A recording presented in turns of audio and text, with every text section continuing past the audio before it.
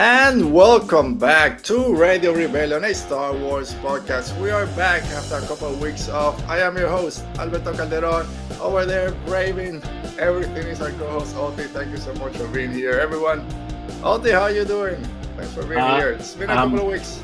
I'm doing as well as I can be, thanks to Vicks. Oh man, there's a lot of Vicks, a lot of vapor rub. It's the magical cure out there. We all use it. I mean, if you're Puerto Rican, you know, Vicks, like, even for stomach aches, like, everything. It's everything. Every time my kids get sick, that's what my wife goes to. Hey, okay, come over here. It's time to Vicks on your forehead, on your throat, on your stomach, chest, everywhere.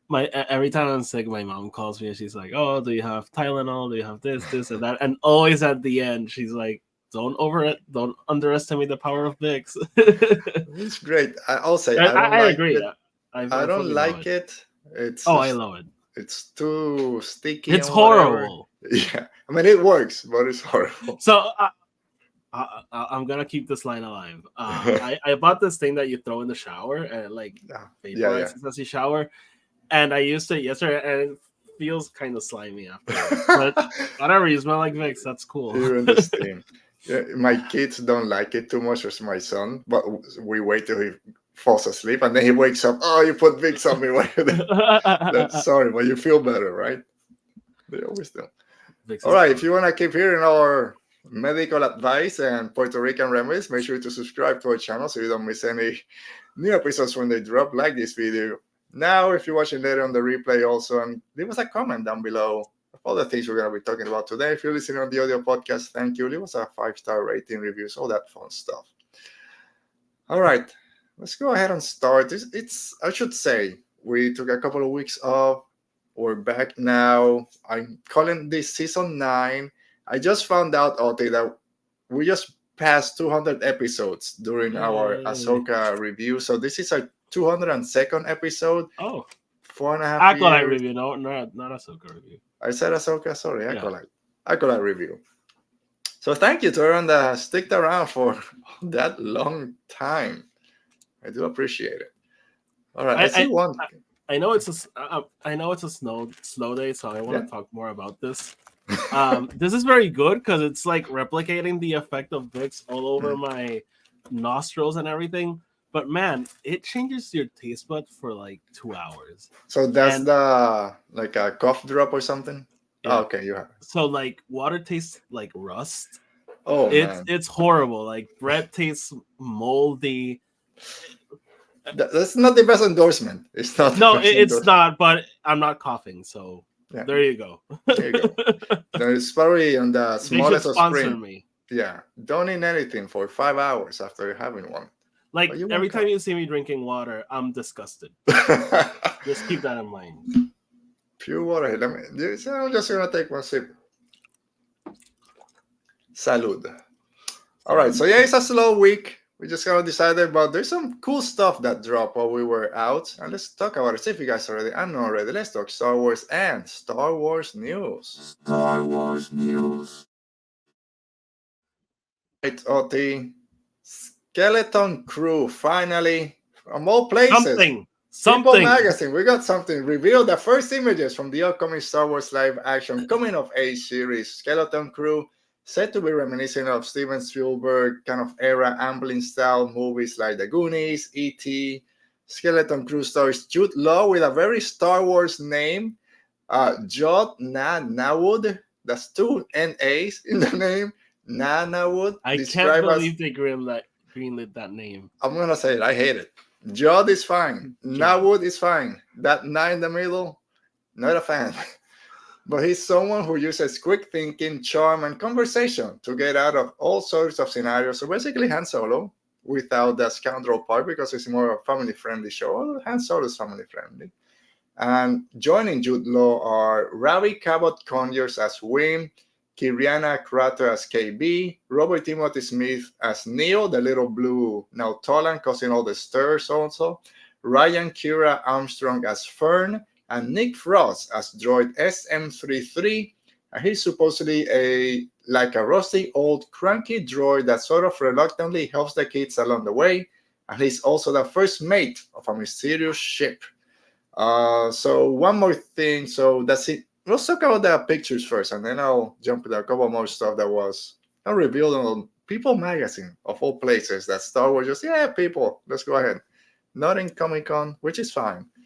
Skeleton Crew looks different, looks cool, has a cool feel to it. I'm digging it so far. I like it. I wanted to live up to the promise of ET or Stranger Things in Star Wars. Like low stakes, like the stakes are big for the characters in them, but it's not galactic ending stakes. I've heard some rumors on maybe Jude Law's character connections to something else. So that'll be interesting to see. But yeah, I'm excited just to after Andor and Acolyte, what that was like so dour.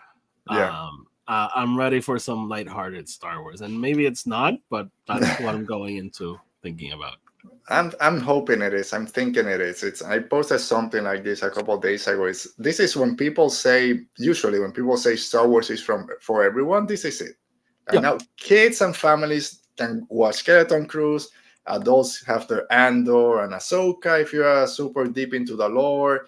If you got little 5-year-olds, Young Jedi Adventure, YAs, you got Ahsoka and all this. Of course, you can watch all of them. But now, if you don't like this, that's fine. It's not for you. It's for the families. It's for other people. And maybe you like it because then it brings you back to your childhood. The Stranger Things, I think that depends how people take it. I've seen some people say, "Oh, this doesn't have that Stranger Things kind of horror vibe." And it's like, that's not it. It's because it's a bunch of kids just going on an adventure. To be fair, Stranger Kids, I don't think it's a kids show. It's Stranger Things, not Stranger Things. Kids. What? You said Stranger Kids. Okay, whatever. Stranger Things. They're a bit strange, but I have COVID. Leave me alone. Stranger Things, I don't think is really a kids show. No, it's more for people who were kids in the 80s. So I'll just leave it at that. Yeah, but the Amblin comparison, the Goonies comparison has been there since the beginning. Some of these images bring that to mind. They already, I think, John Watts already said that the little speeders that you see the kids with plays into it, just like the bicycles playing all the other kids shows. So they always have this bike gang, basically all these kids have. So that's going to be very interesting. So Alan is on the chat. So just hi to Alan real quick. He moved out to the other side of He's the in country. Massachusetts now. Go visit my brother. I got my brother up there. Just show up at his house and see what happens. You can visit Tony. Yeah. What was I gonna say? No idea.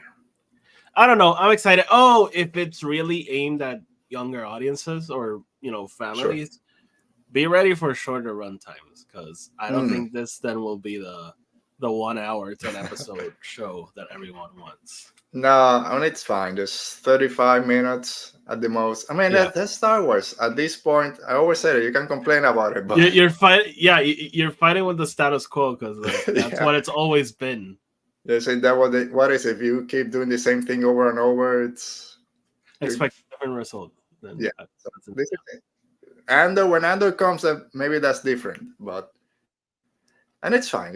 Whatever.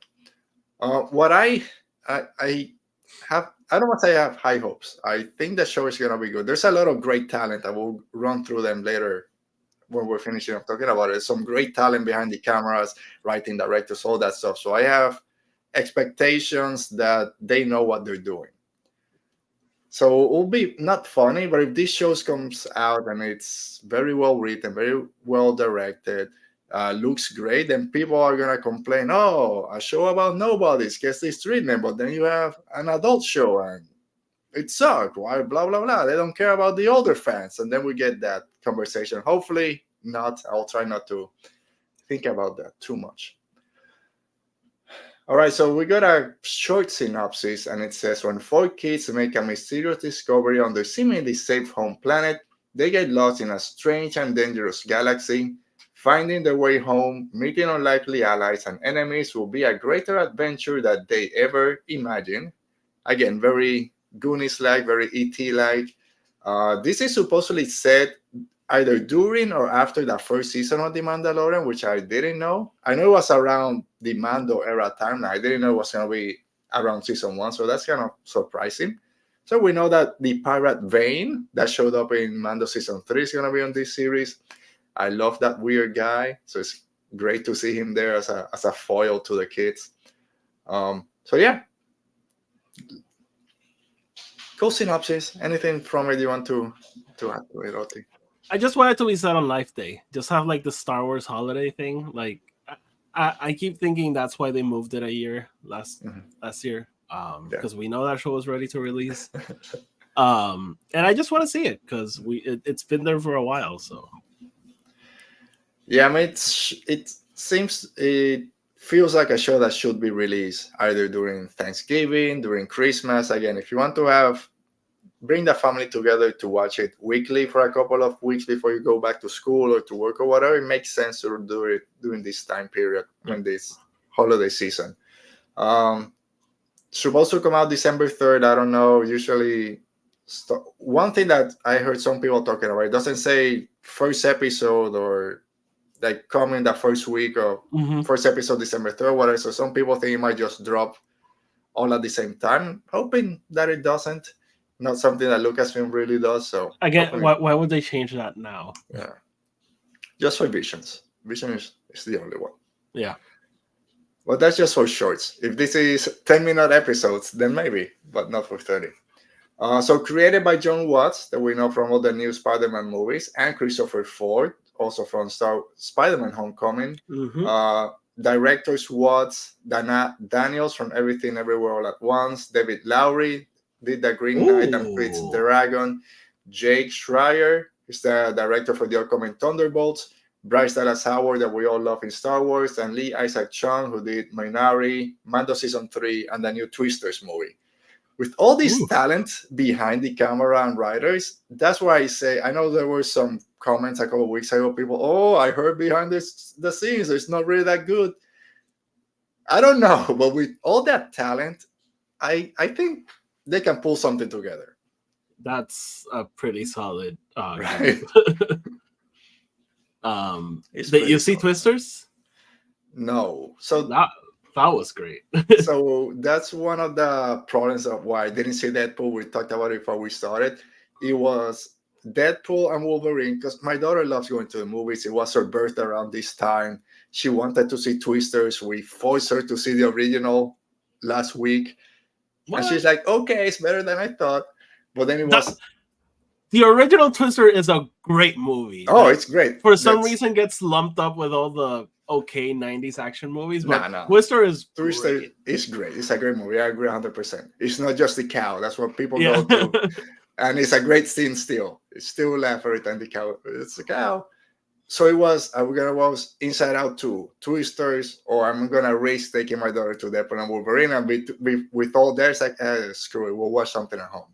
I bought Kingdom of the Planet of the Apes, and I watched that for my birthday. I said, this is my gift to myself. They just put it on Hulu yesterday, but that's fine. I have it. Cool. I'll watch it forever. So yeah, Skeleton Crew, excited for this one. I'm not like, over the moon, high expectations, but I think it's going to be good fun for everyone.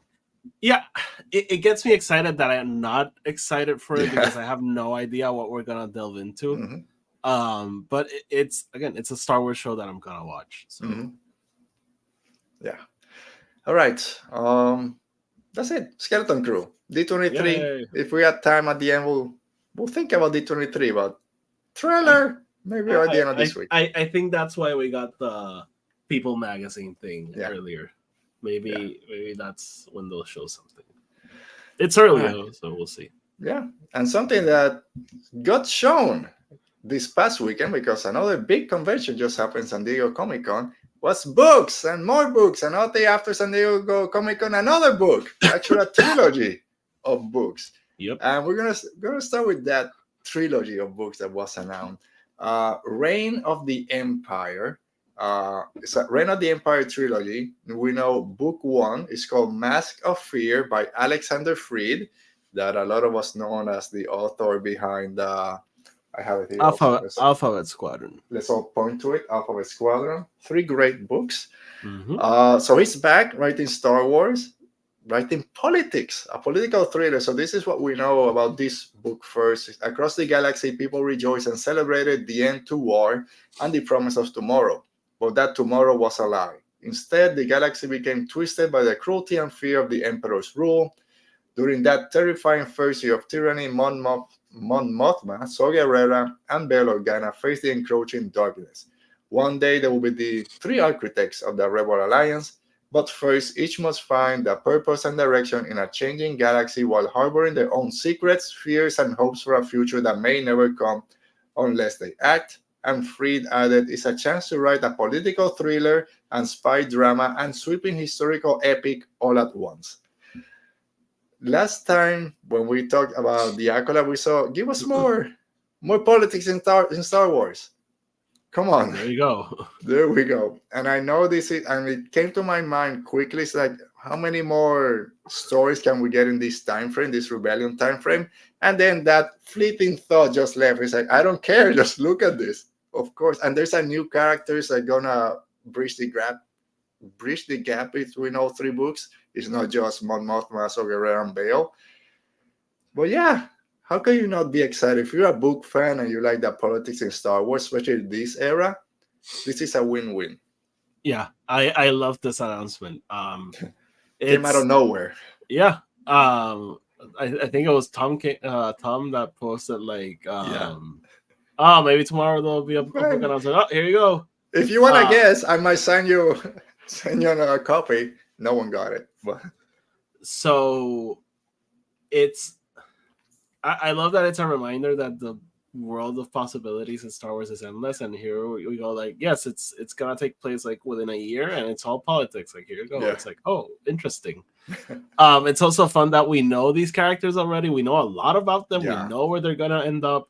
So it's gonna be fun to see what angles the books take to keep it interesting and give us like new information on them. I want Perrin to be involved though. Oh yeah, give me a little bit of Perrin there. And I think that's important when they added that there's a new character that you're also going to follow through all these 3 books. Because some people are saying, we already know where Mon Mothma is going to be. Oh, there's a new character we're going to follow? Yeah, so there are the 3 main points of view, but there's a main character, at least an additional character that will show up in all 3 books, and it's part of the whole story. I don't know if it's from the Empire side, from the Rebellion, just a person from Coruscant. I don't know, but I think that's the one that we're gonna connect to then go through all the stories. And it's each book a different point of view, or do we not know that? So all 3 books will have all 3 of the main characters. Oh, okay. So it's not one Mon Mothma, one Bail. Some people thought that at the beginning. So no, the one thing is this first book is like that first year of follow the Galactic Republic. But then the other 2 books, there's a big gap to get to book 2, like a couple of years, and then another gap to get to book 3. This is super fun. I like this. And the cover is great. With Mon Mothma in the middle of the Senate. They said, I think it was Tom Holler also posted that, or maybe it was Alexander Freed that said that they took from the deleted scenes from Revenge of the Sith, the formula, like 1,000 planets that wanted to challenge Emperor. What was the they had a name. Yeah. It's a coalition of 1,000. It's not that. No, it wasn't. We'll find it. Someone get on Twitter, on Google. Don't use the AI, which is impossible now. I want to find it. Revenge of the Sith deleted. Sorry if my keyboard sounded. 1,000. I don't remember. Let me see if it's. I need to know. The Legation of 2000. I just saw it. The Legation of 2000. 2000 has been confirmed. So yeah, they'll show up. I mean, not they'll show up, but that scene with. So that means that Padme will show up hopefully before she dies. She did. Or maybe beginning, or at least she'll be mentioned. Hopefully. Like the prologue or something like that. Oh, what if the book starts in her funeral? With Bail Organa kind of narrate her. She's like, I just hit Ahsoka. Let's talk. She's calling me from behind that column. So, like you said, there's so much possibility in Star Wars. Star Wars will never die. We'll be dead, and there still be stories to tell. I know, I don't know, but again, it's characters that we've know a lot. We're gonna get more with Saw, more with Mon Mothma. Maybe Bail shows up in Andor next year. There's still more stories we can tell with those characters. I'm very excited for this, and I'm sure you're extremely excited for Book 2 by Rebecca Roanhorse, who did Resistance Reborn, one of your favorite books, and I should say the first book comes February 2025, Book 2 2026, and then Book 3 by Fran Wilde, who did the Mon Mothma story from a certain point of view, Return of the Jedi, called No Contingency, which was on my top 10 of the stories. That comes out a year later in spring 2027. Long gaps between them. That's perfect for me. Takes a whole year. Yep. But there'll be like 5 or 6 more books in that time frame that we'll get to. I mean, Harry Potter is ending, so. Yeah. I was going to say, I love that we still can get in Star Wars like this big publishing thing from the Harry Potter that lasts 4 years or whatever. But we can get something like this trilogy to span 2.5, 3 years. Like we're still gonna keep going back through all this. So I'm very excited for this. Yeah. I'm very excited for it. I'm gonna reread Resistance Reborn before this comes out. So all right. So San Diego Comic-Con just came this past weekend, and that's where most books got announced. I'm just gonna go through a couple of them. I can't cover everything that we got, but some of my favorite ones were Wayseeker, which is a Vernestra and Indara book, 20 years before the events of the Acolyte, by Justin Ireland. Who else? If you're writing Vernestra, it has to be Justin Ireland. So, and the name Wayseeker, we know that Vernestra was a Wayseeker for a little bit. Maybe she goes back to it. What I don't know is when this is coming out. I don't know if they said. No, couldn't find it. I think so. Hopefully this comes out after the High Republic has ended, so we know where Vernestra ends, and then will be 80 years, and then we know where she's at. I think it will be after the High Republic ends. So very excited for this one. Indara was a character that came out of nowhere, but that first episode, and then in episode 3, it's like, whatever, she's not that interesting. Yeah. But then by episode 7, it's like, oh, actually, she's the only Jedi that's making sense right now. Yep. So I want to see her and Vernestra interact, because we had no idea that they even knew each other in the show, because there's no interaction or anything. So it's going to be very cool. People that had a lot of interactions on the Acolyte on Twitter. So the Yorde Horde and the Jecki Jam were very excited to hear that Yorde and Jecki have a team up in the years leading up to the Acolyte by another friend, by Tessa Gratton, that was here a couple of weeks ago. Our friend, we know her. We got invited to her house. So that comes out July 2025, so a year from now. Yorde and Jecki. Who would have thought that those two guys just blew up? That's gonna no title for this one. That's gonna be so fun, because we know Jecki doesn't like Yorde, so it's gonna be interesting to see their banter. Yeah. And also, I'm dying to know if that was like them reacting to the people being like Yorde Horde, or Jam, or was that planned from the very beginning, and they just so happened to have that in their hands and not know it. Oh man, I can go both ends. We know how long all these things take to kind of develop. Exactly. It comes a year from now, so we know Tessa Gratton is very busy with everything she's doing, just High Republic wise. Who knows what else she's doing? So hey, here we go, something else. But at the same time, who would have thought that those two characters were gonna be this time? Maybe they knew that they were gonna hit. So yeah, hopefully we get what is it, Tally? Whoever Yorde's Padawan was. Hopefully by the way, per Amazon, Wayseeker is coming out May 6, 2025. Per Amazon. Okay. I gotta when it's Tribes of the Jedi come out. Let me check. Around that. I think that's later. I think that's almost like fall. But yeah, I wouldn't put too much stock into Amazon right now. Anyway, if it comes May 2025, I'll be reading it May 2025. Something that comes late this year is the Art of the High Republic Volume 2 that will cover Phase 2 and 3 of the High Republic. I guess half of Phase 3.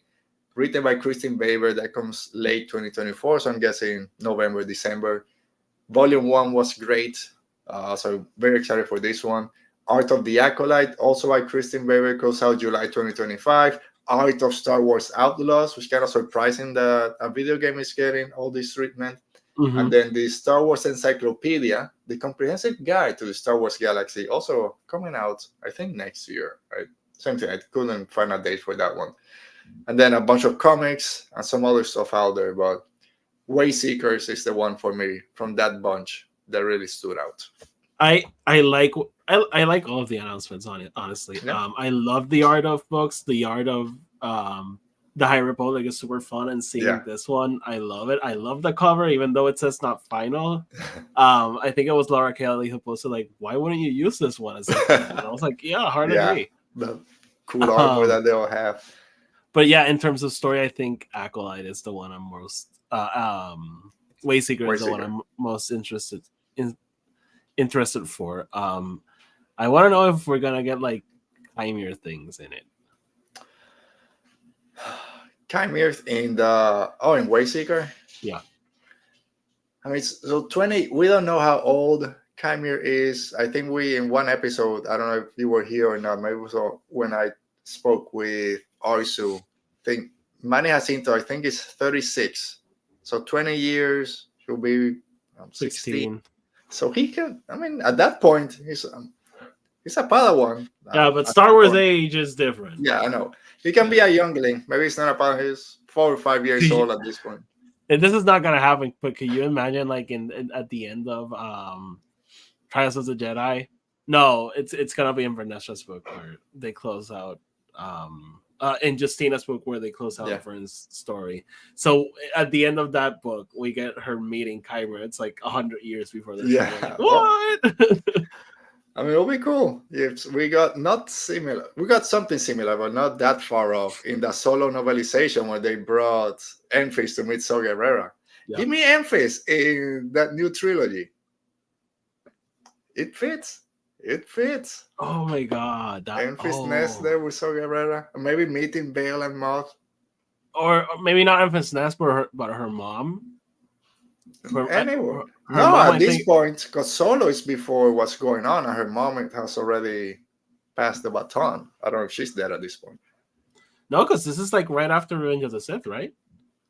So 1 year. Yeah, Solo's a bit later. Yeah. Maybe the third one. I don't know. Just put the person who's in that mask. Put it in the mask. That's what we care about. By the way, Buck is in the chat. Hi, Buck. Buck, how you doing, Buck? Thanks for joining us. Not surprising that we're almost at the end of our talk when Buck shows up, but of course, part of the course. Looking forward to D23 next week, Oti. I think that Star Wars. I think Lucasfilm, I should say, the Lucasfilm panel or whatever you want to call it, it's Friday evening around 8 or 9. So we'll be able to talk fresh on it next week. Hopefully we'll get some cool announcement. Hopefully a trailer for Skeleton Crew, I'm guessing. I don't know. What else? What else do you hope? I don't want to say expect. I try not to get too excited for D23 because it's not really a Star Wars convention. I think they'll mostly talk about things we already know about Star Wars. I don't expect big announcements or anything. If we get a Skeleton Crew trailer, that would be very cool. And an Andor Season 2 release date, at least. I think. Maybe some information on the Jon Favreau movie. When they're going to start recording or something like that. Speaking of Chimera, Manny Jacinto's going to be there. He has a panel, whatever. Someone's going to be interviewing him. Do you think we might get... This is the time to announce Season 2 of The Acolyte. Again, who knows how these things work, but if it's not announced now, I don't know. If it's not announced in D23, I'm going to be concerned. Yeah, it's like, this is the time. A lot of people have been asking it. Don't wait till celebration. I'll go even further. If they don't announce it in D23, I'll think it's not happening. I'm 100% on board with you. I thought the same thing. people will be, no, they're waiting for Celebration. Like I won't buy into that. I'm like, it's not happening unless something changes. It's like, again, we're not on those conversations. We're not executive. But then I see shows. I'm gonna talk about House of the Dragon and whatever. If I'm gonna talk about which show is better, that's not it. But before season 2 of the House of the Dragon started, like a week before, season 3 is already approved. It's like, I mean, but that's kind of different. Like Game of Thrones became this phenomenon, right? Mm-hmm. But for the first 4 seasons, they had to wait every year to get renewed. Yeah. After that, it became the biggest show in the world, and that's why, for example, House of the Dragon can go ahead and be like, you won 5 seasons, you get 5 seasons, basically. Yeah. To me, it's just don't wait for the fan reaction. It's like, if you believe in the show, you believe in the creators, like follow their vision throughout. If by season 2 it's like, this show is not giving the numbers that we need, but I don't know. I'm just more of the belief that I don't think studios are into streaming for the long haul. Mm-hmm. So I honestly could see a scenario where Disney Plus stops doing original content and they go back to doing movies, and then TV shows are not a priority, so they have to shop around somewhere else to do a TV show. So that's why I'm like I think studios are still trying to figuring it out. Man, it's not surprising if that happens. Apple TV, that for me I think has some of the best shows out there, it's not hitting the numbers that they want, and there was a news that came out that they're stopping a bunch of their original content. Like, well, all their shows are freaking great. They're great stars, great production value, but I guess people don't watch it, and the most successful companies out there don't want to be spending millions of dollars on it. It's like, so I get it if it's like, well, start shopping around. Star Trek have to send Prodigy up to Netflix, but everything else is on Paramount. But one show. Again, the studios made this huge gamble on streaming because they thought it was the future, because everyone was at home because we were locked down because of COVID. Yeah. And now the pandemic has ended, and it's not, people are not watching streaming 24/7. And there's so many, like Buck just put on the chat, I was watching the Olympics. Dude, I love the Olympics. It's my favorite time. I don't have Peacock, so I can't watch every single episode. You need Peacock. The Peacock coverage of the Olympics, this is a non-sponsored like your Vicks comment, like the Vicks. The Peacock coverage of the Olympics is phenomenal. Like you can go through events, you can get multi-camera streaming. Like it's truly amazing. I don't have it. I have too many. I gotta start. I just paid for the Xbox Game Pass. Now I got another thing. It's going up in price, by the way, in September. November. I think September. The point I love the Game Pass. I'm never getting rid of it. I finally got it because my son has been on my case for it for months. I finally got it. That's why I started playing Star Wars Jedi Survivor. And I think that week after my free trial ended, or like a $1 for 14 days ended, I got the email. Oh yeah, and we're raising prices. Like, dude, it was 15, now it's 20. You got me, because I'm finally playing Xbox again. I really love the Game Pass. Again, this is not sponsored by Xbox. We're gonna put when I do the audio portion of this, they ask, is there any promotional stuff? I gotta hit no. Really, we are not being promoted by anyone right now. So yeah, D23 next week. Hoping for a few announcements, but nothing big. Ray's not gonna walk in there. Daisy Ridley's not gonna be there. Hopefully we get some cool announcement like, we finally got a script. The Mando and Grogu movie. Oh, here's Pedro Pascal has a message for everyone from the Fantastic Four set. Yeah, Grogu. Yeah, we're back. Something like that. But yeah, nothing huge. I really want some news on the Rey movie. Like, I'm not at all concerned for that one, but I just want it to happen already. So I want that the next time we hear about it, it's not, I'm waiting on the script. It's like, I have the script, I'm reading the script. If she says that, I'm gonna be like, Daisy, we've been waiting all freaking summer for the script. Like, where is it? Do you imagine? Because last Celebration, the big surprise, Daisy Ridley walking on stage. It's in Japan. It's John Boyega walking on stage. And we're still waiting for the freaking script. But Finn is back, which I still believe, like 70% that Finn will be back. I think he'll be back. Yeah. And freaking, what is it? Sean Levi, I guess his Star Wars story is more upfront than a lot of stuff. He's talking about it. His writer's talking about it. Deadpool is the biggest movie ever now. I thought it wasn't going to happen. I'll be honest. I thought it was going to go the Taika Waititi route. I guess not. And now after Deadpool, I think they're gonna fast track. Deadpool's gonna reach $1 billion, and Bob Iger is gonna be like, "Give that man whatever he wants." Yeah. All right. So that's it. House of the Dragon finale tomorrow. It leaked. I wanted to watch it, but I couldn't find it. I have no idea how I haven't seen any leaks. I haven't seen any spoilers. I saw one picture of something that I already knew was gonna happen, so I was like, okay. Yeah, you've read the book, so it's a little bit less. It's the kind of picture that if you don't know exactly the context of the picture, it's not a spoiler. Yeah. So you probably passed over it. With probably. That's like the picture of the dragon that you put blurred up. Like that was I didn't think that was a spoiler because it's just Rainier with dragons. But if you know the context of what's happening, like that's a pretty badass moment. It was a freaking badass moment. The problem is I have few in the back of my head. Be better than the official accounts. And I said I'm gonna be better than the official accounts. Last month. Good job. Be better. I did. But yeah, finale tomorrow. Very excited. Season's been not up and down. Some episodes have been a little bit slow. Oh, no, I loved it through and through. I'm not gonna say it, but I love the show. I love the show. I think episode 6 last week was 7th. Then episode 6, I think that was like the Yankees one, but I didn't think it was bad. I just thought it was. No, it's not bad. I think we just have 2 quote unquote slow episodes getting into, which is fine. Not you can have dragons fighting every week, but last week was great, and tomorrow's is poised to be another great one. Yep. What is it? Silverwing? Silverwing.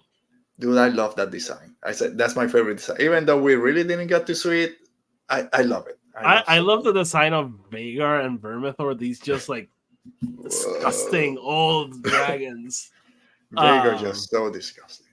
Vhagar, every time Vhagar, he's like, here we go. What do I have to eat? Dude, I love when freaking Aemon gets on his horse, starts galloping down the road. Freaking Vhagar is just too big to be anywhere, so he's outside, starts waking up, and they gonna, oh crap, he's just gonna destroy everything. But then, actually, there's 3 dragons waiting for me. Let's turn around. And I love that Vhagar kind of doesn't care what Aemon says. Right? But that goes back to the Viserys thing. Like the whole thing that we control them is an illusion. Like it's not true. I really love the show. I don't get people being like, "Oh, this has been a terrible season." I'm like, really? No. What are you watching? Exactly. So, and I can't believe you haven't watched Deadpool. Like, I love that one. I know. I'll try. I won't be able to wait till December whenever it comes out on streaming. And we didn't even get to talk about the new trailer for Rings of Power. That's it. Next month, end of the month where this comes out, that's all I'm going to be talking about between now and Skeleton Crew is going to be Rings of Power. It's a trailer, it's the best thing ever. Yep. All right, that's it. Short show today, but we survived. All to survive is COVID battle. I just had Tylenol, so a little Tylenol, a little Vicks mint or cough drop that he has. He'll take another Vicks shower. It'll be fun. All right, so we'll be back next week with hopefully some D23 surprises. Next week I won't be here. Next week is my bachelor party. Ooh, screw you guys. I will not be here.